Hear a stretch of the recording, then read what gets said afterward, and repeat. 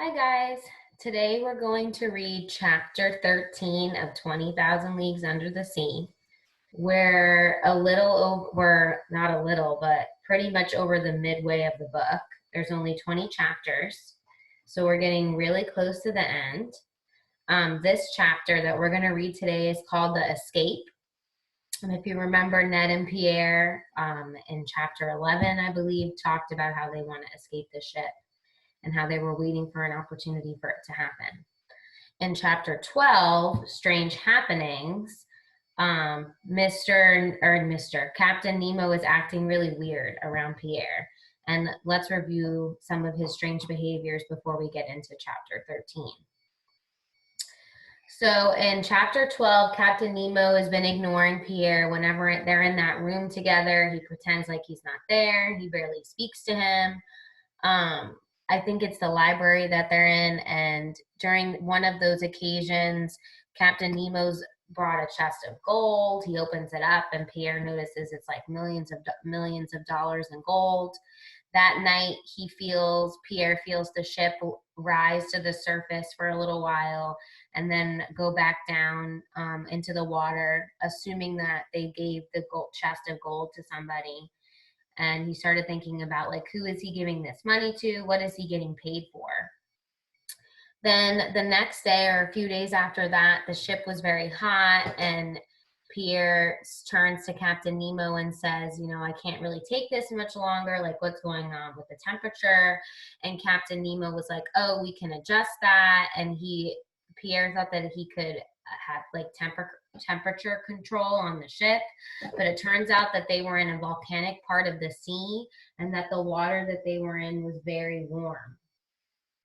So that was a little confusing to Pierre as well.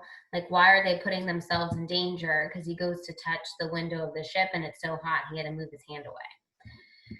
So like I said, I don't know why I keep saying Mr. Nemo. Captain Nemo is acting very strange. So let's see what happens in chapter 13. I'm hoping that they try to escape and maybe they're successful. If not, I hope that nothing bad happens to them, because we've seen quite a few people lose their lives so far in this story. So let's get into chapter 13 and let's see what happens. Chapter 13, The Escape. By the end of February, the Nautilus was moving through the water of the Atlantic Ocean at a smooth pace. We traveled nearly 10,000 leagues in 3.5 months. That distance is greater than the huge circle of the Earth. But where were we going now? We had just finished our tour of the Mediterranean. It was an amazing body of water to study. Now we had returned to the surface of the waves, giving us once again the joy of daily walks on the platform. Ned was upset that we never had the chance to escape from the ship. Freedom was always the first thing on his mind. I know you're upset, my friend, that you never got to put your plan into action. But we've tried to leave the Nautilus in that heat. But if we had tried to leave the Nautilus, that heat would have killed us. Ned did not answer. He had a frown on his face. Let's wait and see, I said. Don't give up hope yet. We will be near France and England in the weeks to come. We could easily find help there. Ned stared at me. We will leave tonight. I gasped at his words. I was not ready for what he said. I tried to answer, but the words would not even form in my mouth. We agreed to wait for the right time, continued Ned, and the time has come. Tonight we will be only a few miles from the Spanish coast. It is cloudy. The wind blows freely. You promised me, and I'm counting on you. I stayed silent, still not knowing what to say. Tonight at 9 o'clock, he said. I have already told Council. Captain Nemo will be in his room by then. The ship's crew will not be able to see us. Council and I will take the main stairs. You should wait in the library for a signal. The boat is ready for us. Everything is set for tonight. The sea is bad. That may be, Ned said, but we must risk that. We want our freedom. Besides, the boat is strong, and a few miles with a fair wind to carry us is no big deal. So I bid you goodbye until tonight. With these words, the man left me. I sat there wondering how this could be possible. I could run to Captain Nemo and tell him of the plan, but then I would be changing the future for my friends. They did so badly want their freedom. I was confused. I could feel the ship sinking under the waves of the Atlantic as I sorted my thoughts. I couldn't decide between getting my freedom and leaving the Nautilus. What awful hours passed. Sometimes I would picture my friends and myself safely landed with our freedom. Other times I would imagine something happening to prevent us from leaving. Rather than feeling disappointment like my friends, I would feel joy. Twice I went to the saloon. I wanted to check the compass. I wanted to see if the Nautilus was heading closer to or moving farther away from the coast. The ship was on course to make Ned's plan work. I didn't really have to prepare to leave. My notes were the only things I owned.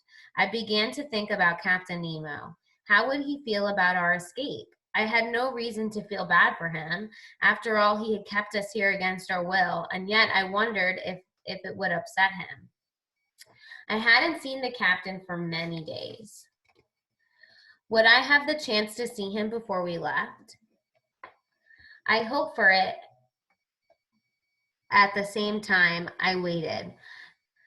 It was the longest day I could remember. My patience was running out. My dinner was served in my room as usual. I didn't eat much. I wasn't hungry. I left the table about 7 o'clock. It was 120 minutes away from the moment that when we would join my friends to leave. My heart beat widely.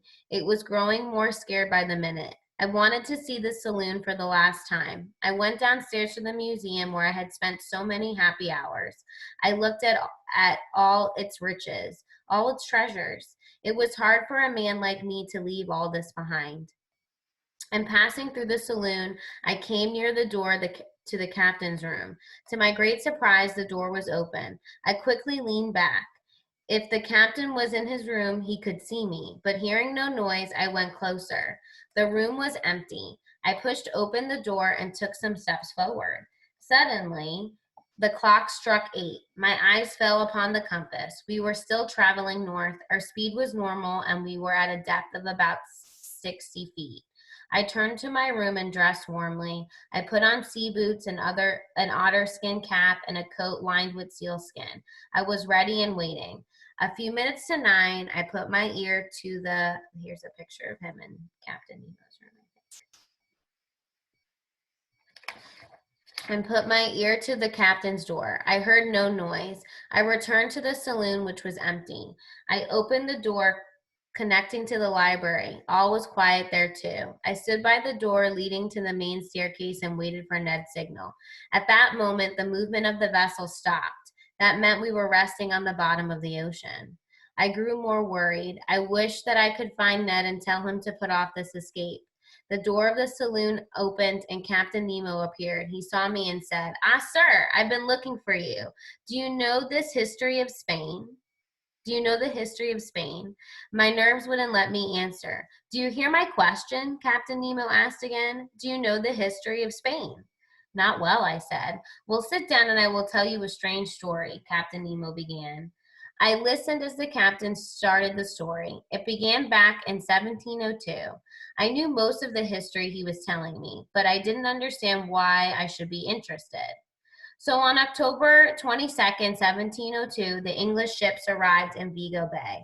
Admiral Chateau Renaud fought bravely, but he knew the riches he had would fall into the enemy's hands. So he burned all the treasure ships, which went to the bottom of the ocean. At this, the captain stood and told me to follow him. The saloon was dark, but the waves were sparkling outside the glass windows. I looked. For half a mile around the Nautilus, the water seemed to glow. The sandy bottom was clean and bright. Some crew members were cleaning away broken cases to get to the treasures. And the treasures they found were more beautiful than words. There were trunks of gold and silver and mounds of jewelry. The sand was piled high with it. The men picked up what they could. They carried it to the ship, placed it inside the vessel, and then went out for more. I understood now. This was the scene of the battle of October 22nd, 1702. On this very spot, the ships filled with treasures for the Spanish government had sunk. It was now Captain Nemo's hiding spot. His bank was a place safer than anywhere else on earth to keep one's treasures. Do you know the sea held such precious gems? The captain asked with a smile. I did, I replied, but I didn't know the amount, and I certainly didn't know where. For any country to come take this wealth from the ocean bottom would be silly. They would spread more money trying to they would spend more money trying to get it than they would to end up with it. But I can take these treasures easily.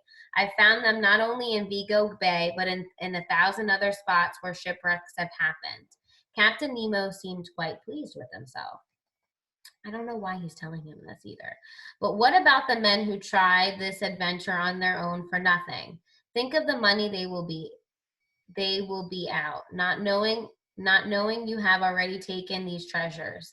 It is truly fair. Is this truly fair to them? I had no sooner said these words than I knew they had hurt the captain. Do you think that it is not fair that I have these riches? Do you know that I do not make good use of them? Do you think I really don't know there are people out there who are cold and hungry? Captain Nemo stopped speaking after that last sentence. He probably felt bad that he had said so much, but I guess that whatever made him want to share his wealth left him a man whose heart still beat for the suffering of people. I now understood who the riches were meant for when the Nautilus had been sailing in the waters of Crete. As we sailed around the world, the mighty captain gave these treasures to the poor and hungry. He helped those in need everywhere. The man whom I believed to hate mankind was really one of the most caring men of all. The good captain's heart was a treasure as well. I turned down the captain's offer to go out with the crewmen. Instead, I watched from the windows as the men worked with more riches than I had ever imagined possible. A warm feeling spread over me as I imagined the people who were helped by the treasures of the sea. And that is the end of chapter 13. That was quite a twist, though. I was not expecting that. But I still want to know why he won't let them leave the ship or even ask them if they want to leave. So maybe we'll find out in the upcoming chapters, because it seems like Captain Nemo is a man of very many layers and he's very secretive. So hopefully we'll find out next when we read chapter 14, A Walk in the Rain.